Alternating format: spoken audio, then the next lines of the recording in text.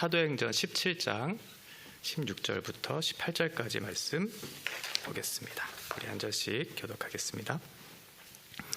바울이 아덴에서 그들을 기다리다가 그 성에 우상이 가득한 것을 보고 마음에 격분하여 회당에서는 유대인과 경건한 사람들과 또 장터에서는 날마다 만나는 사람들과 변론하니, 같이 읽겠습니다. 어떤 에피쿠로스와 스토아 철학자들도 바울과 쟁론할세 어떤 사람은 이르되 이 말쟁이가 무슨 말을 하고자 하느냐 하고, 어떤 사람은 이르되 이방신들을 전하는 사람인가 보다 하니 이는 바울이 예수와 부활을 전하기 때문이러라. 아멘. 네, 지금 사도 바울은 2차 전도 여행을 하고 있습니다. 지도를 보시면요, 지금 마게도냐 지역에서 전도를 하다가 이제 베레아에서 쫓겨난 상황이었죠. 그래서 사도 바울 혼자 저녁 늦게 지금 아가야 지역, 그 중에서 아덴이라고 하는 도시에 지금 홀로 있는 상황이에요. 지금 아덴이라고 하는 지역은 굉장히 좀 세상적으로 많이 발전한 나라죠. 철학도 또 문화도 예술도 굉장히 많이 발전한, 세상적으로 봤을 땐 지금으로 보면 선진국 이렇게 생각하시면 될 것 같아요.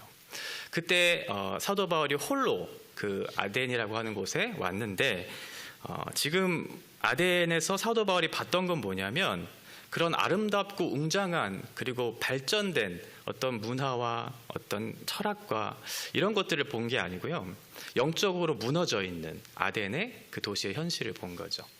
사도 바울의 눈에는 지금 아름다운 건축물, 수많은 어떤 신전과 신상들, 이런 것들이 전혀 아름답게 여겨지지 않았던 거예요.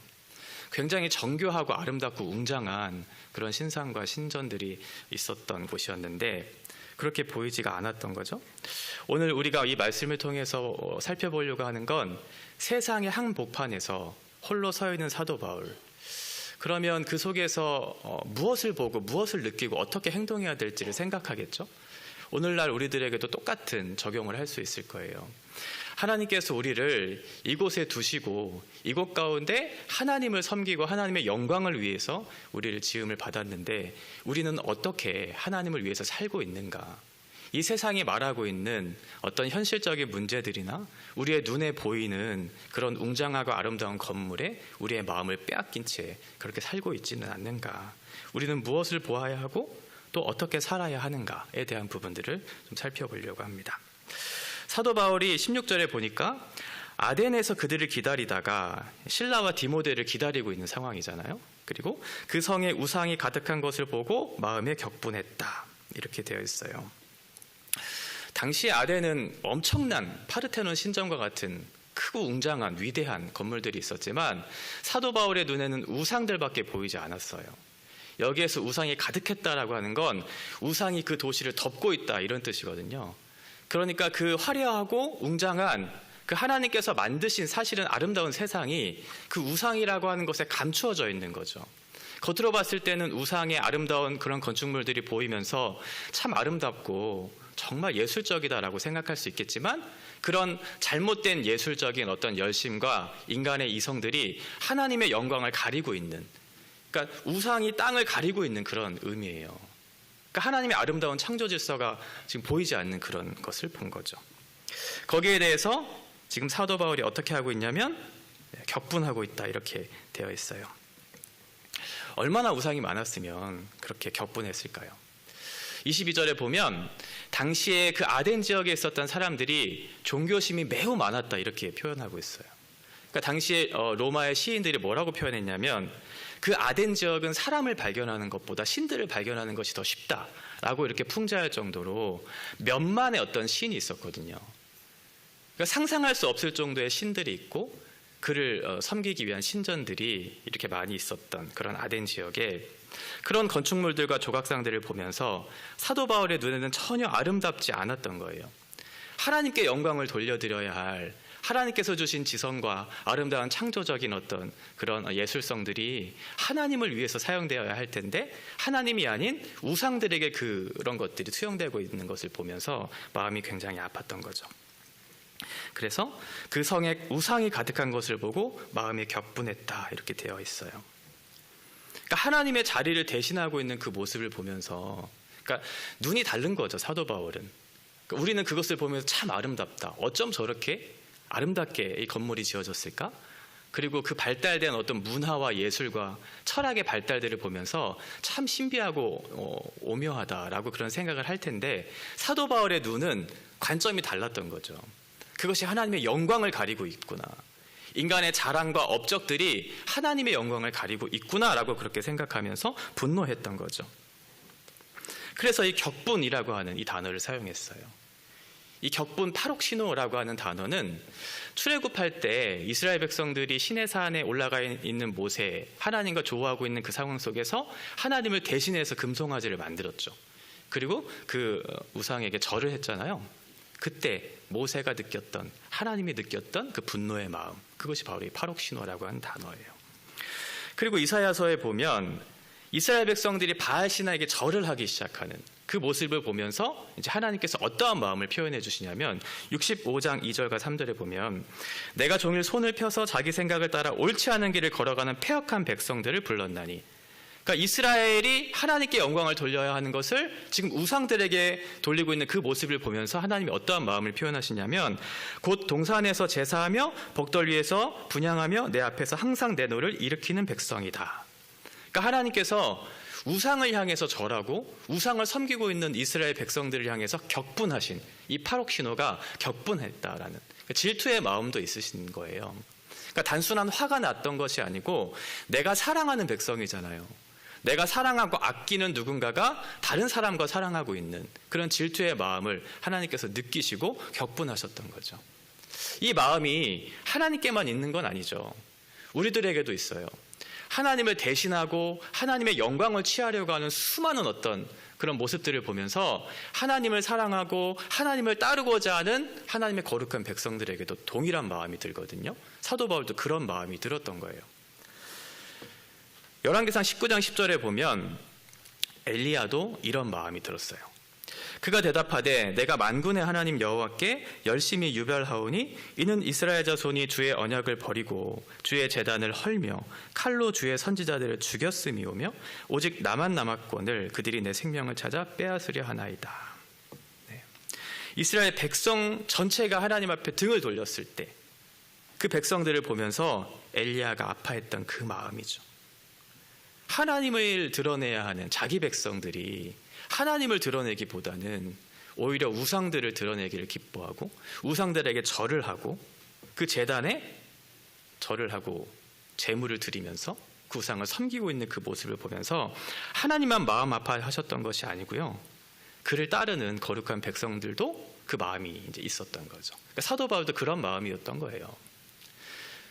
자기 안에 있는 어떤 의와 자기의 어떤 경험과 지식의 그 기준에 못 미쳐서 화가 난 게 아니고, 하나님을 섬겨야 하는데 하나님께서 우리에게 그렇게 우리를 은혜를 주시고 우리를 부르셨는데도 불구하고 거기에 합당한 하나님의 자리를 우리가 높여드리지는 못할 망정 하나님의 자리를 대신하고 있고 그 업적을 높이고 있는 우리 인간들의 이 우둔한 모습들을 보면서 하나님 얼마나 마음 아파하실까라고 하는 안타까움과 아픔이 실려있는 이 격분의 마음, 파록시노가 이런 뜻이에요.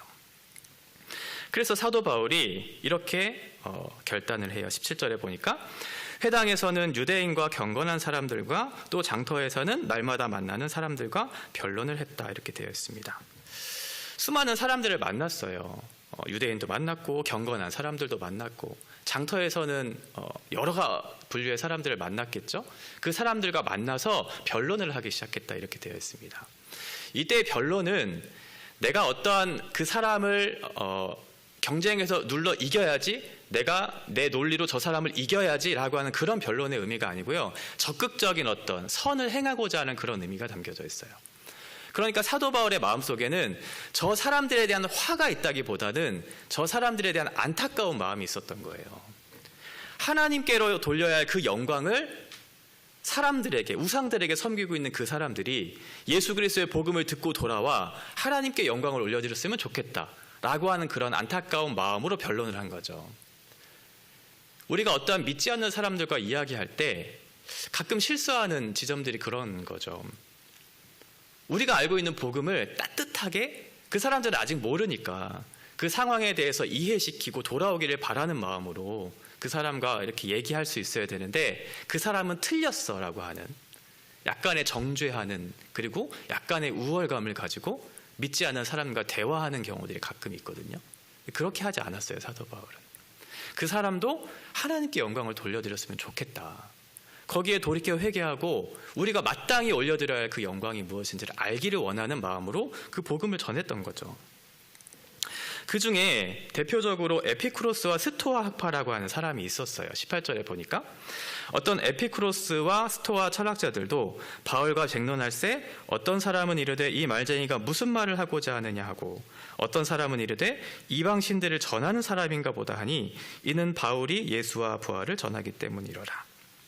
당시의 사람들이 어떠한 내면을 가지고 있었는지 무엇을 중요하게 여기고 있었는지가 여기에 다 드러나죠. 대표적으로 이 에피쿠로스 학파와 스토아 학파 이 두 사상이 당시의 헬라 시대를 지배하고 있었던 거죠.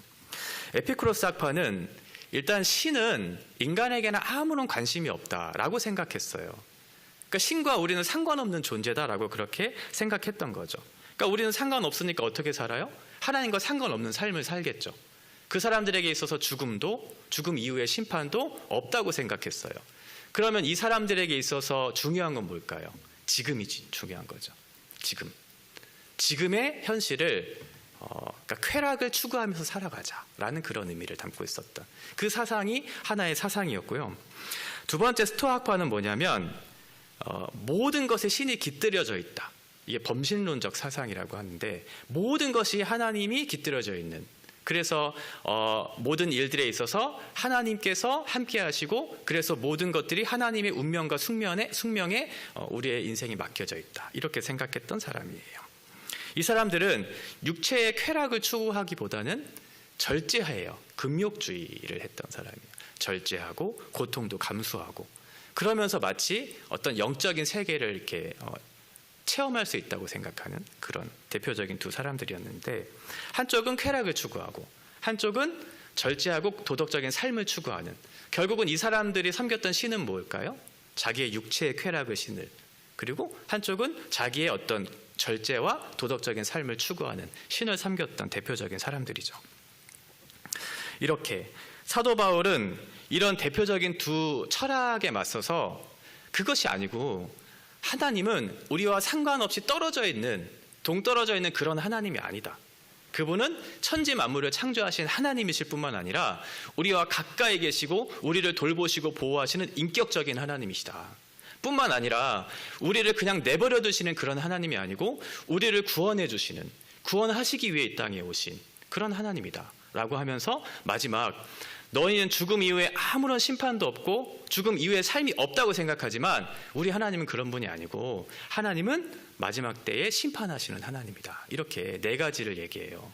창조의 하나님, 우리를 인격적으로 함께하고 통치하시고 가까이 계시는 하나님, 그리고 우리를 구원하시는 하나님. 그 구원의 요청을 거부하면 하나님은 반드시 심판하시는 하나님이다 라는 것을 사도 바울이 이제 얘기를 하려고 해요. 이런 사도 바울의 변론을 듣고 이 사람들이 두 가지 반응을 하죠. 첫 번째 18절 중간쯤에 보니까 이 말쟁이가 무슨 말을 하고자 하느냐라고 되어 있어요. 여기에 말쟁이는 어떠한 비유냐면요. 새가 이제 모이를 쪼아먹는 거예요. 근데 그 쪼아먹는 그 모이가 썩은 고기 같은 거 이런 것들을 쪼아먹는 그 새들을 비유할 때 썼던 그런 표현이에요. 그러니까 사도 바울이 전하는 그 얘기가 뭐라고 지금 이 사람들이 생각한 걸까요? 음식 찌끄러기들을 쪼아다가 이렇게 우리들에게 전하는 다른 사람의 말을 그냥 전하는 그냥 말장난에 불과한 그러니까 그 사람들이 봤을 땐 유치하고 찬란한 지식도 없는 무능한 말장이가 지금 와서 우리에게 변론을 하고 있다라고 생각했었던 거예요. 또 하나의 반응은 뭐냐면 18절 뒤에 보면 이방신들을 전하는 사람인가 보다. 당시에 수만의 신이 있었잖아요. 그러니까 그 중에 하나의 신을 또한 전하려고 하는가 보다 라고 생각했던 거죠. 그러니까 사도 바울이 생각하는 유일하고 참되신 하나님에 대해서 설명하려고 하는데, 이 사람들의 입장에서는 몇만 가지의 신 중에 하나를 이 사도 바울이라고 하는 사람이 얘기하려고 하는가 보구나 라고 그렇게만 생각했다는 거예요. 이 사람들의 두 가지 반응이라는 거죠. 여기에 대해서 이제 사도 바울이 설교를 하는 내용이 23절부터 나와요. 이게 아레오바고의 설교예요. 23절에 보니까 내가 두루 다니며 너희가 위하는 것들을 보다가 알지 못하는 신에게라고 새긴 단도 보았으니 그런즉 너희가 알지 못하고 위하는 그것을 내가 너희에게 알게 하리라. 네. 정말 우리가 섬겨야 될 하나님이 어떠한 분인가. 우리가 너희가 수많은 신들을 섬기고 있지만 너희는 그 신들 중에 알지 못하는 신도 있지 않느냐. 인격적인 너희가 알지 못하는 그런 신들조차도 섬기면서 내가 무엇을 섬기는지, 내가 무엇을 따라 살아가는지조차도 모르는 너희들에게 참 신이 누구이고 참 하나님이 누구신지를 내가 이제 설명하겠다라고 얘기하고 있는 거죠. 이제 설교가 시작되고 있어요. 24절에 보면 우주와 그 가운데 있는 만물을 지으신 하나님께서는 천지의 주제시니 손으로 지은 전에 계시지 아니하시다. 첫 번째 사도 바울이 얘기한 게 뭐예요? 창조주 하나님이시죠. 하나님은 천지를 만드신 하나님이라는 거예요. 우리와 상관없는 그런 하나님이 아니고 우리와 상관 있는 이 땅의 모든 피조물들을 만드신 전지전능하신 하나님이시다. 그분은 우리가 만든 어떠한 지은 전에 계시지 않는다. 갇혀 계신 분이 아니다. 하나님은 시 공간을 초월하시는 분이시잖아요. 영원한 그런 속성을 갖고 계시는, 시간에 매여 있는 분이 아니시죠? 그리고 공간에도 매여 있지 않으시죠. 어느 한 공간에만 묶여 있는 분이 아니세요. 그런데 이 사람들이 생각하는 신들은 뭐냐면 자기가 생각하는 시간과 공간에 묶여 있어야 되는, 우상은 사람들이 만든 거잖아요. 그런 신이 아니라는 거예요. 하나님은 너희가 만든 우상과는 다른 참 하나님이시다 라는 것을 첫 번째 밝혀주고 있고, 두 번째는 25절에 또 무엇이 부족한 것처럼 사람의 손으로 섬김을 받으시는 것이 아니니 이는 만민에게 생명과 호흡과 만물을 친히 주시는 이심이라, 이렇게 되어 있어요. 네. 다른 종교는 어때요? 내가 열심을 내서 열심히 섬겨야 나에게 복을 주는 그런 종교잖아요. 그죠? 그런데 우리 하나님은 그런 분이 아니라는 거죠. 하나님께서는 우리와 인격적인 관계를 맺기를 원하시는 그런 하나님이시라는 거예요. 우리가 무엇인가를 자격을 들여서 내가 무언가를 열심히 해야 하나님이 우리에게 복을 주시는 게 아니죠. 하나님은 먼저 우리에게 찾아오세요.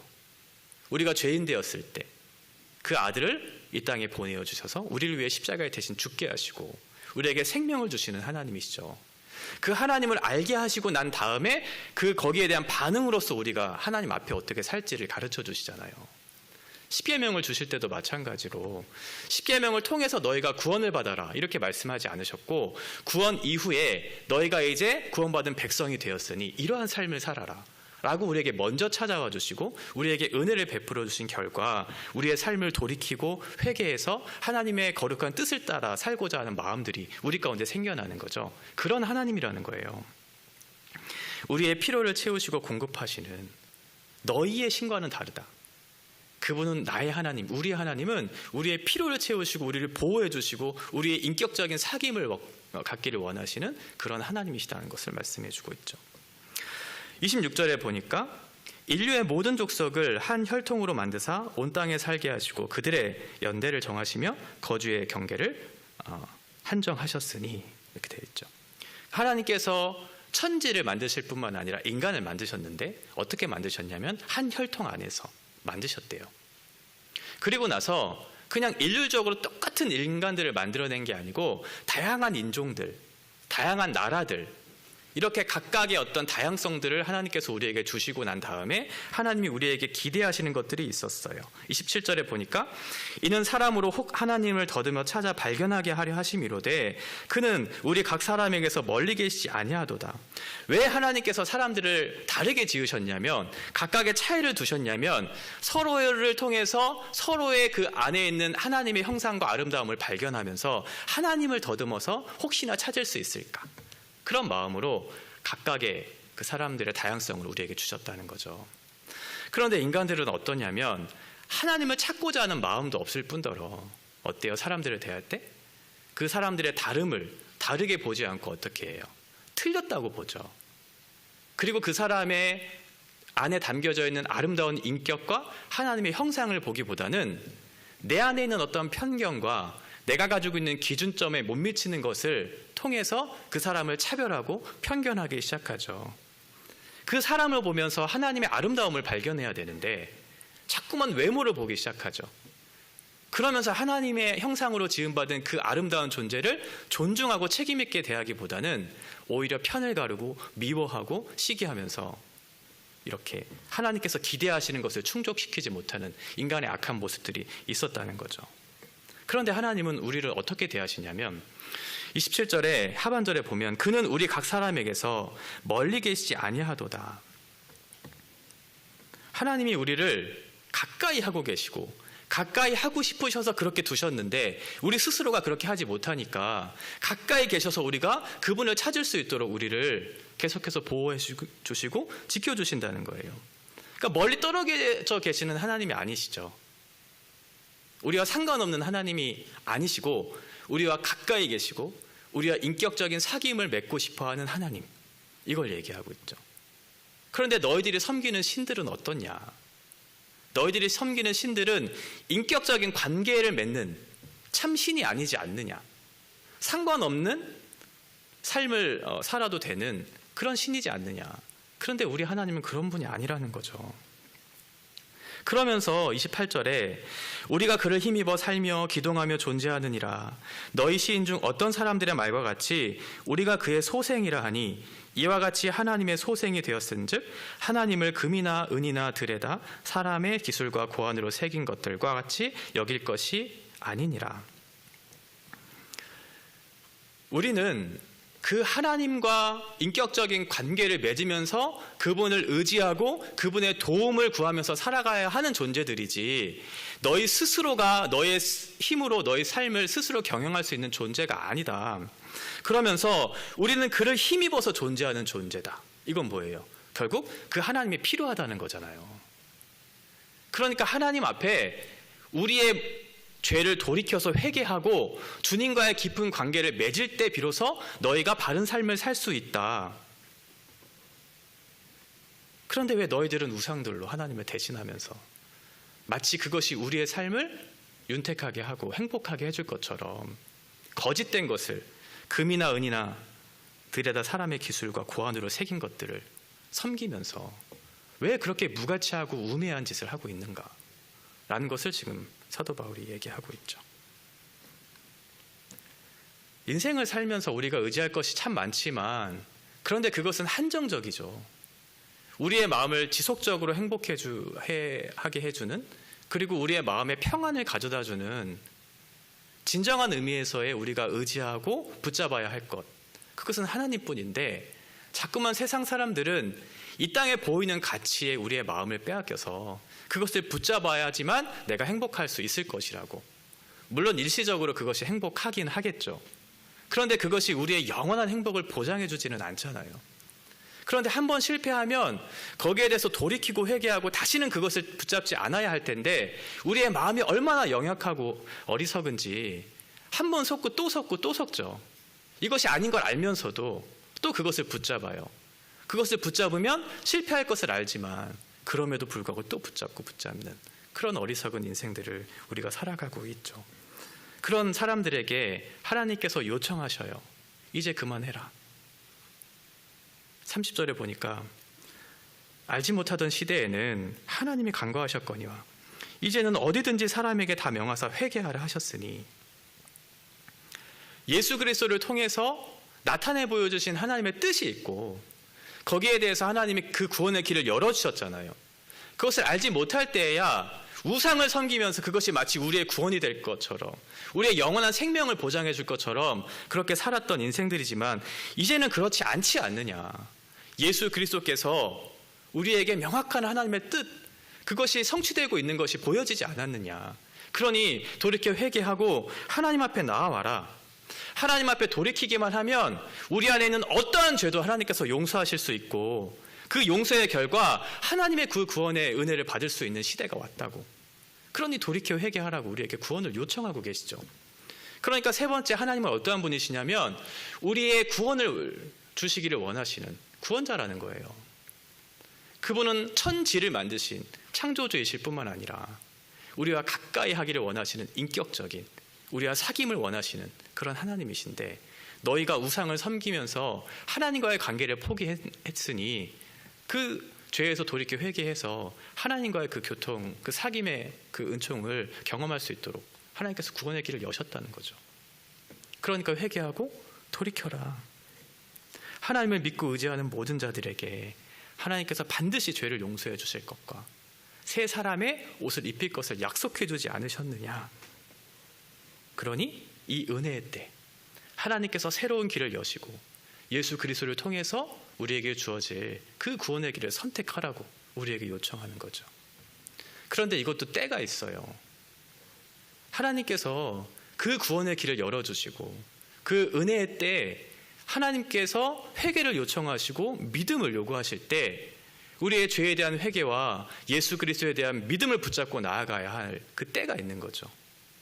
그 때를 지나면 하나님께서는 그 죄에 대해서 반드시 심판하신다라는 것을 마지막 31절에 얘기해 주세요. 31절에 보니까 이는 정하신 사람으로 하여금 천하를 공의로 심판할 날을 작정하시고 이에 그를 죽은 자 가운데서 다시 살리신 것으로 모든 사람에게 믿을 만한 증거를 주셨음이니라 하니라.